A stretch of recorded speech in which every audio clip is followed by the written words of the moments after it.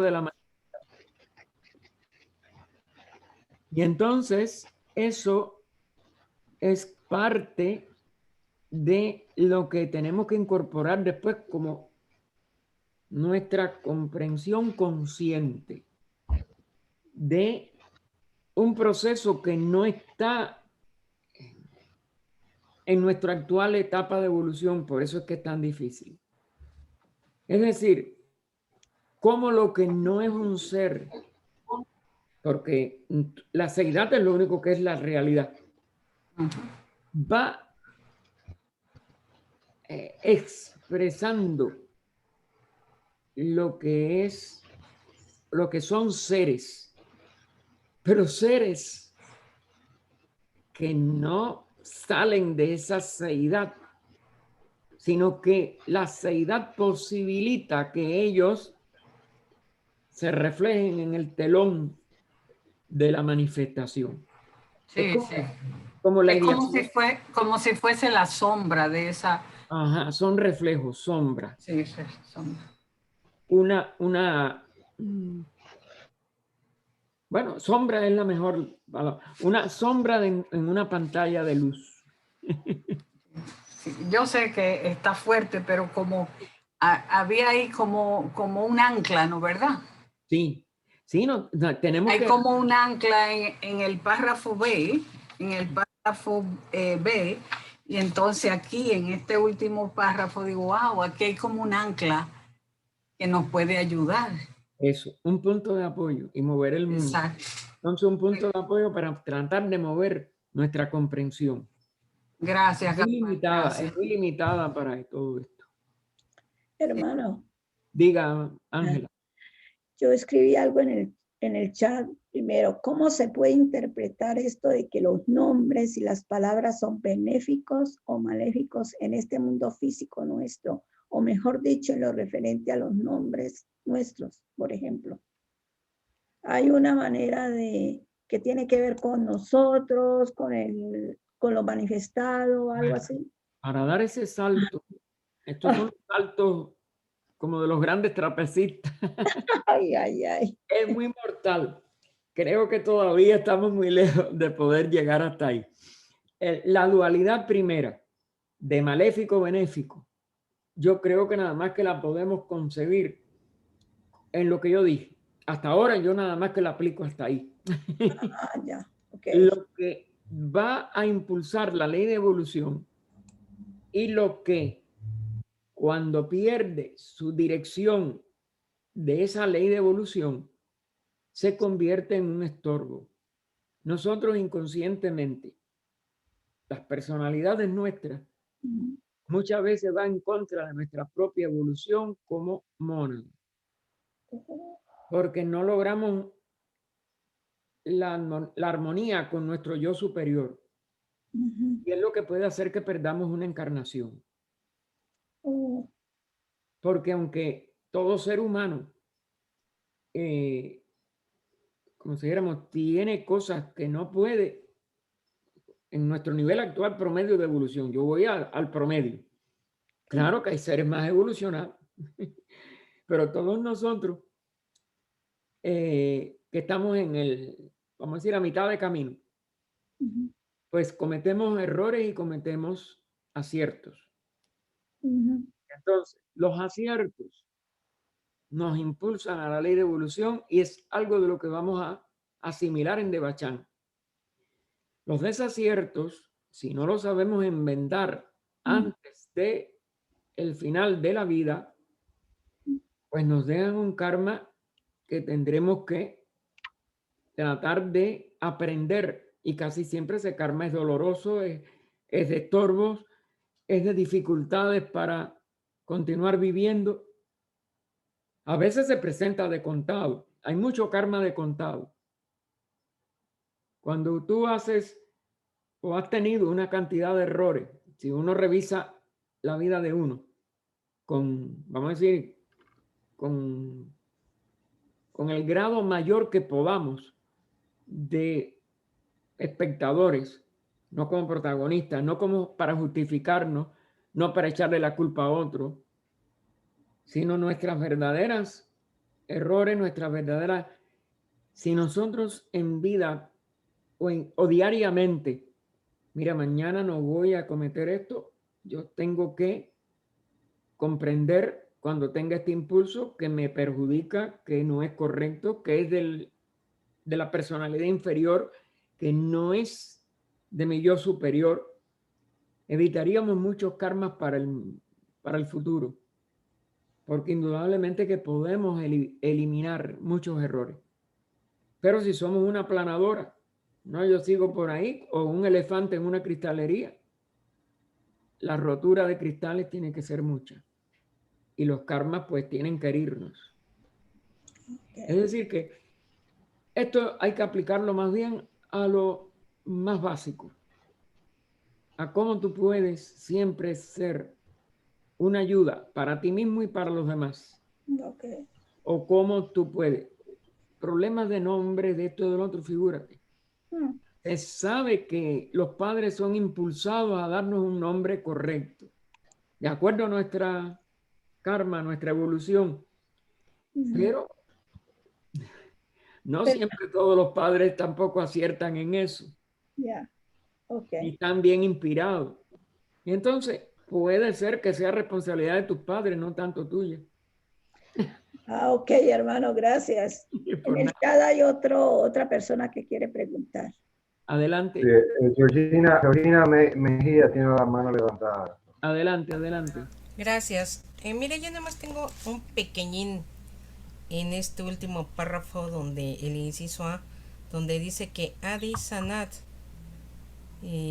cuyo nombre identifica al anciano de los días de Cábala y al santo anciano, y se cierra ahí en paréntesis para poner Séfira y Adán Kadmon, y lo ponen con Brahma, el creador. Entonces, a ver, ya no entendí. El Adi Sanat se identifica con el anciano de los días de Cábala, y Brahma se identifica con Séfira y Adán Kadmon, o yo ya no entendí ahí. Sí, correcto. Sí, es así. Es decir, Brahma o Brahma es el logos que comienza un universo. Cuando ese logos se le ve con los nombres de la Cábala, es los 7 sefirot inferiores más los 3 de la corona sefirotal que hacen la década, que a su vez la década del universo, pero es pitagórica también. Por ahí hay tela por donde cortar. Y como si dijéramos, es la misma función que nosotros, o que digo, que en la religión se dice que Brahma es la jerarquía del logos que hace todas las funciones, que va diferenciando el universo en 7, pero está la Trimurti arriba, porque es Brahma, Vishnu, Shiva, y entonces el Brahma como unidad de la Trinidad, es decir, en el cristianismo es el anciano de los días o el Dios total con Padre, Hijo, Espíritu Santo, o 3 personas y un solo Dios viviente y verdadero. Es lo mismo. Eso es lo que entonces hace la función de formación del sistema para que la humanidad pueda empezar. La humanidad no solo, pero bueno, la humanidad es el reino principal. Y los otros reinos que hacen los 7, y fíjense que hace 7, hay un sefirot para cada reino, etcétera. Todo eso es como si dijéramos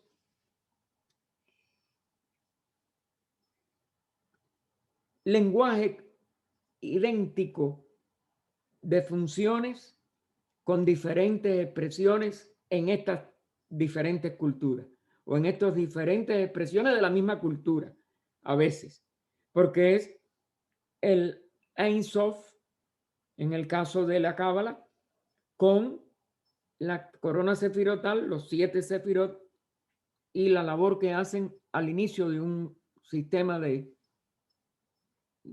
vamos a decir, al inicio de la manifestación de un sistema, para ser más claro. ¿Me entiende lo que le quiero decir?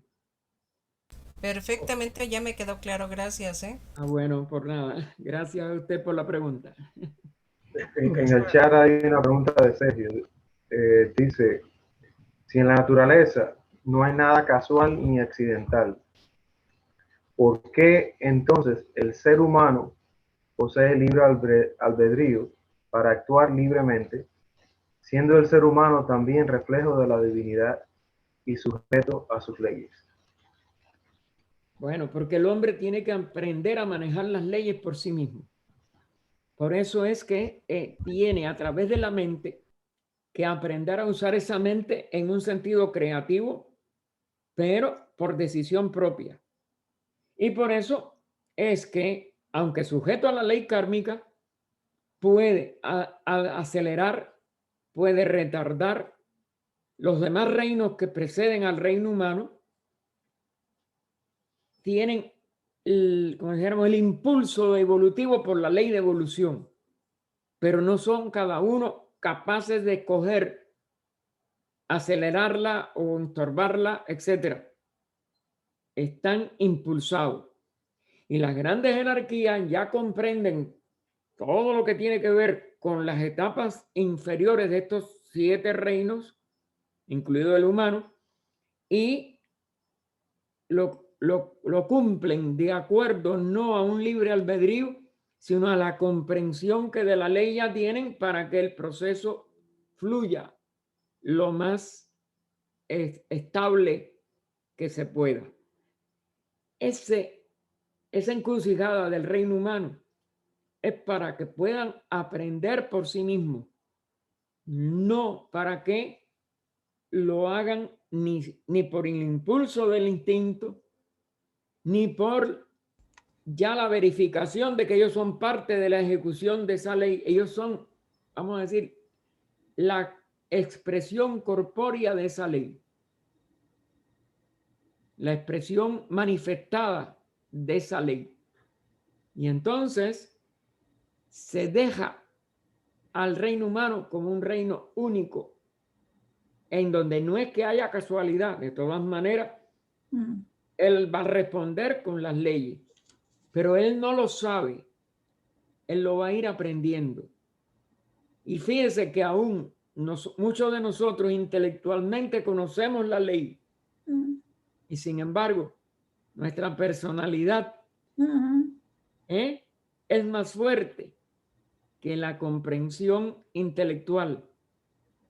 Y aunque es un aspecto de ella misma, no lo logra hacer vivencia, porque ese es un aprendizaje. Y fíjense que el aprendizaje, cuando nos lo dan los grandes seres y sobre todo ya los que se han especializado en psicología, por eso las enseñanzas de Buda, las enseñanzas en un nivel como es natural, más reciente para nosotros y que lo tenemos ahí en todo lo que se grabó de sus enseñanzas, que es Krishnamurti. Nosotros vemos, él nos dice, si tú no lo atiendes, si no es atención pura, el intelecto te enreda, porque es la ley de usar el libre albedrío en un nivel superior al de la mente, de la personalidad. Tú tienes que descubrir tu verdadera sabiduría dentro de ti mismo, que es lo que nosotros en lenguaje teosófico llamamos buddhi, la verdadera intuición. Y allí nada más que vas a encontrar lo que es. Este es otro de los misterios de la evolución pero eso no es casualidad. La capacidad de atender de esa manera total es algo que no se aprende, pero que hay que autodescubrir por uno mismo. Y entonces, mientras tanto, ¿por qué estamos nada más que en peleas, en problemas? ¿Y por qué no salimos de los karmas que engendramos? ¿Y por qué los volvemos a engendrar? Porque tiene que ser que tú tomes la ley íntegra dentro de ti y la realices dentro de ti. En eso consiste esa apariencia de desorden de la humanidad. De todas maneras, es la misma ley y es la misma, pero su aprendizaje es lo que es diferente en el reino humano. Esto es difícil a veces de comprender intelectualmente mismo, pero los pocos seres que han llegado, como el Buda, y fíjense que toda la luz de Asia lo narra en forma poética, sin embargo fue lo que tenía que ser, no fue casualidad. Y el padre trató de que no hiciera la labor que tenía que hacer, él la realizó, porque eso era lo que era la ley. La ley al fin y al cabo se cumple, pero la forma en que se cumpla es la que en detalles va a ser aparentemente un desastre o un desorden o una casualidad, pero el ser aprende que no existe casualidad, no existe accidente. Hermano, y el libre albedrío podría ser las decisiones que tomamos cuando estamos en la personalidad o cuando estamos en encarnación, que a veces tomamos decisiones aparentemente buenas o aparentemente para beneficio de otro, pero resulta que no resulta así.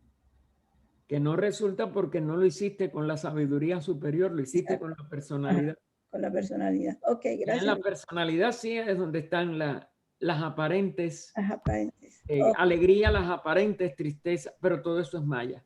Claro. Otro de los misterios. De lo que todavía no podemos descubrir, otro de los aspectos. Gracias, hermano. Gaspar, el hermano Ernesto Padilla tiene la mano levantada, la última pregunta. Sí, dime. Bueno, gracias, hermano. Tenía una duda con la Loca 4. Dice, este era el ejército de la voz. ¿Quién es ese ejército? Y después continúa. El septenario divino. Las chispas de los 7 están sometidas. ¿Qué quiere decir eso, sometidas? Y por último dice, y son los servidores del primero, segundo, tercero, cuarto, quinto, sexto y séptimo. ¿Quiénes son esos últimos? Es lo que quería preguntarme. Están, mira, esto va de una unidad a una dualidad y la expresión trina, que fue lo que vimos en estancias anteriores. Y después viene el primer septenario, los primeros 7. Esa es la misma expresión del mismo logos en 7 colores diferentes, pero es el mismo logo.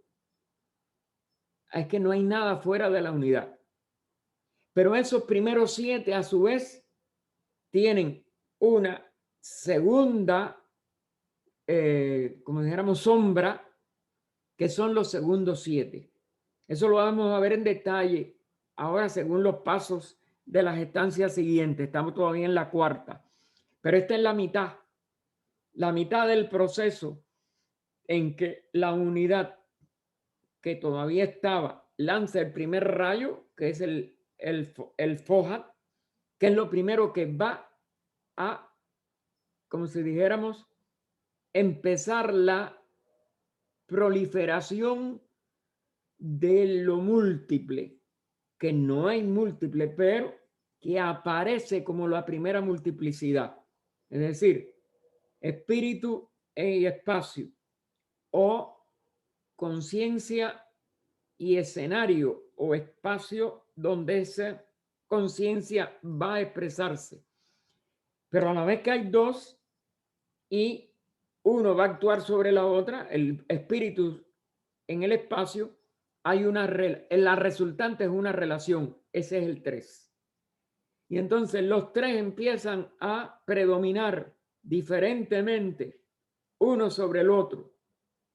El espíritu sobre el espacio y su relación, pero la relación es más importante que el espacio, aparece un 4 o ya subdivide el 3 en 4, pero si es el espacio el que predomina sobre la relación, ya hay 2 variantes y esas 2 variantes de cada uno de los 3 va a producir 6 6 combinaciones, ¿no? Porque 2 combinaciones de cada 3, pero hay una en que no predomina ninguno de los 3 sobre los otros, y ese es el equilibrio, que es lo que llamamos el cuarto rayo en los rayos de conciencia.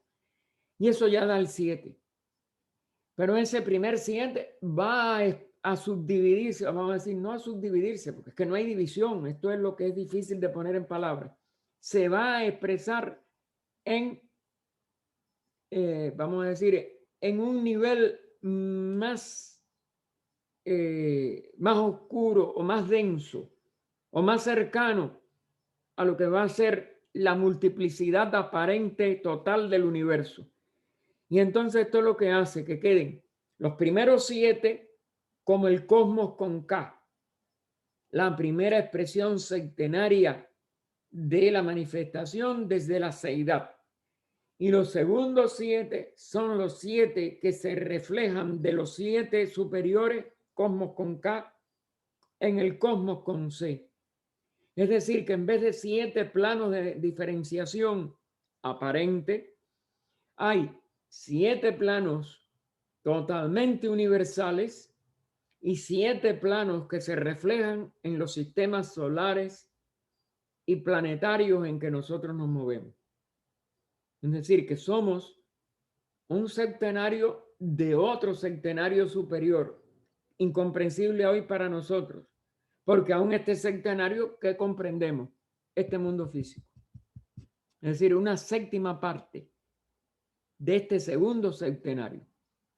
Ese es como dijéramos, la cantidad de diferenciaciones tan imposibles de concebir en nuestra mente y que sin embargo no son diferenciaciones, son reflejos aparentes de esa vida una para que pueda llegarse a la densidad y expresiones que llamamos personales, nuestras personas, en un mundo tan denso como el físico, que procede de esa realidad 14 niveles más altos. Y es por ello que para nosotros al principio eso nos da hasta vértigo de altura, vamos a decir. No podemos concebir que eso sea tan complejo. Y sin embargo no es complejo, porque es mayábico todo lo que se está expresando en estas cosas inferiores. Todo ello, yo sé que en los primeros estudios nos parece hasta un imposible. Y sin embargo, según se vaya profundizando y lo aplicas a tu propia conciencia, a tu propio despertar, a tu propia investigación, es lo más lógico, es lo único que explica toda una serie de cosas inexplicables en la vida de cada uno y va llevando a todo ser humano a investigar más profundamente, pero más iluminadamente, en ver un cosmos, es decir, un orden, que es lo que significa la palabra cosmos, un cosmos de orden tras una apariencia del desorden. Y aún lo que los antiguos llamaban el caos, o una apariencia de que no había orden alguno, es la unidad de donde se originan todos los órdenes aparentemente múltiples que vemos abajo. Y eso va dando una pista que primero el intelecto no comprende, pero siente que por allí hay algo. Y según se vaya elevando la conciencia por esa pista, porque lo que tenemos ahora es una pista, que son estos puntos de una escritura como esta, tan compleja desde el punto de vista filosófico, pero tan iluminadora desde el punto de vista de algo adentro que te va dando una sensación, primero, una idea comprensiva después y una certeza de que atendiendo a ello te vas a conocer a ti mismo. Y que conociéndote a ti mismo conoces a todo. Porque uno es el todo. Uno descubre que uno es el todo, que fue una de las cosas que dije al principio hoy. Eso se repite en todos los buscadores, desde los grandes seres como Buda, como Krishna, como Jesús, y ellos todos nos han, como dijéramos, apremiado, nos han invitado, nos han exhortado a que sigamos, porque todos ellos han encontrado la paz, han encontrado la explicación de ellos mismos y de todo lo que les rodea y de todo el universo. Porque el que como lo dijo San Juan de la Cruz, el que ordena la casa, si ponen orden en la casa, todo está ordenado ya afuera. Todos los místicos tienen alguna expresión así. La paz no está afuera. Vemos el mundo que está en guerras, en cosas horribles, y queremos arreglar el mundo. Nunca se arreglará desde afuera. Pero el que encuentra la paz en el interior jamás ve guerra en nada. Y comprende aún la función de estos desórdenes aparentes en la vida manifestada.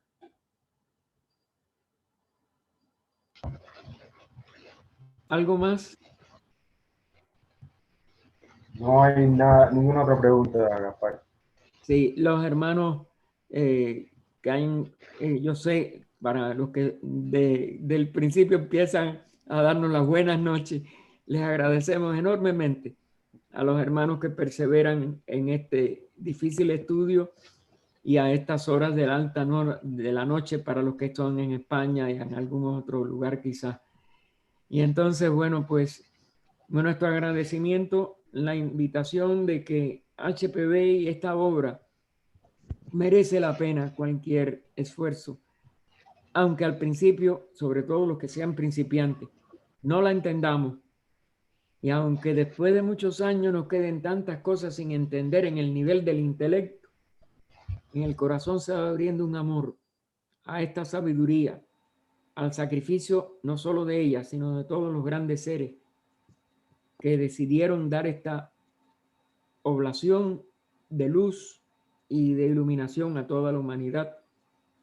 Y merece la pena seguir haciendo el esfuerzo. Tengan buenas noches, buenas tardes, buena semana a todos y que podamos unirnos el próximo domingo. Muchas gracias, Gaspar. Hasta el próximo domingo. Muchas gracias infinitas. Cuidan. Un abrazo a todos. Gracias, Gaspar.